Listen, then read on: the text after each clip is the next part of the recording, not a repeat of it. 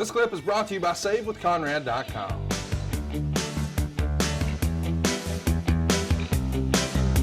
And look who's in the ring, by the way, with the Barbarian. A very young, scantily clad. No, that's not our producer, Stan. That's Ray Taylor, a.k.a. Ray Trailer. That's the big boss man. Now, let's give you some context here. This is January 18th, 1986. In a little over 2 years, he's going to be headlining Madison Square Garden in a steel cage against the immortal Hulk Hogan. Humble beginnings. Humble beginnings, but you could tell that you could just watch Ray. And I remember the first, and I think this may be his debut because he did some good stuff. And Dusty would say, man, that big kid, that big Ray Trailer, we got to find a place for him. And they did, obviously. I mean, he became Big Bubba with Jim Cornette and, you know, his bodyguard later on. So I think Ray eventually, before he became Big Bubba, put a singlet on to cover up that belly. I think that's what happened. I'm not so sure. Was that some entertaining stuff that Dusty was talking about? Put her on a yak. That's not high. That's expensive. Dude, funny stuff, man. So great. And I like the way he's just so comfortable. He would just like lean on it and be like, what about Tully Blanchard? And throwing it to her. He was so comfortable. He was like, he was walking her through the interview because she really wasn't that good at doing interviews. And it's funny, little throw out to Baron von Raschke. Don't forget to say the booker's name when you come out and do an interview. Yeah. That was little ribbing on the square, as they call it right there. So I thought that was pretty funny too. So again, how about the Himalayas? Oh, last week we're in the middle of Asia, 25,000 feet in the air. So good. He's too much. That's why it was so tremendous. Why didn't the Barbarian get over more than he did? I think it was just the lack of communicating. Like, you know, he didn't have a great promo and none of his managers ever really did. I mean, even Paul Jones was not a great promo. I know you love him, but he did nothing for me as a younger fan. No, he didn't do great promos. You're right. And then Mr. Fuji, my God, what a great presence he was. But again, not a good promo. But man, let's just imagine for a minute if you had Paul Heyman doing promos for Barbarian. Are you kidding? Sure. My God.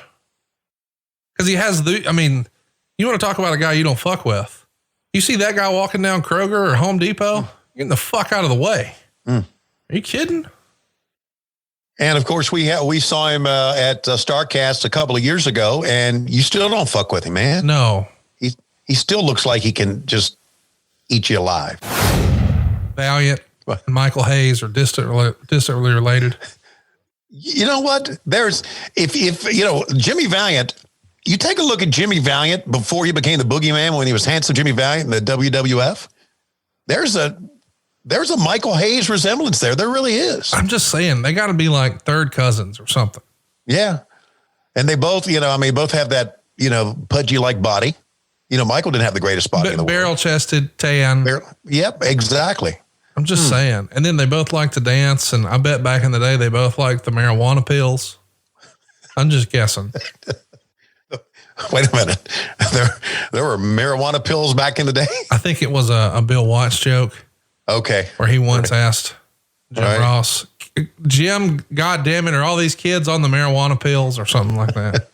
Which reminds me of something. We got a bonus podcast coming up on Patreon, and where one of our low-key big hogs wanted to see a match from the Sam Houston Coliseum. Oh yeah. Yeah. So I'm looking through the old, the old Mid-South, matches, right, to see if it's on there. Okay. And I found out it's not on there. It's on YouTube. And we're going to have a watch along bonus it's going to be a great match. It really is a cage match. So I'm looking and I'm watching one of the Mid-South shows. Jim Ross pitches to Cowboy Bill Watts. Okay. Cowboy Bill Watts does an interview or does a stand-up. He pitches to himself doing a stand-up, coming back to Bill Watts doing a stand-up. Here's the comments I had to say at that time. And then there's Bill Watts, and he comes back to himself. I'm thinking, wow.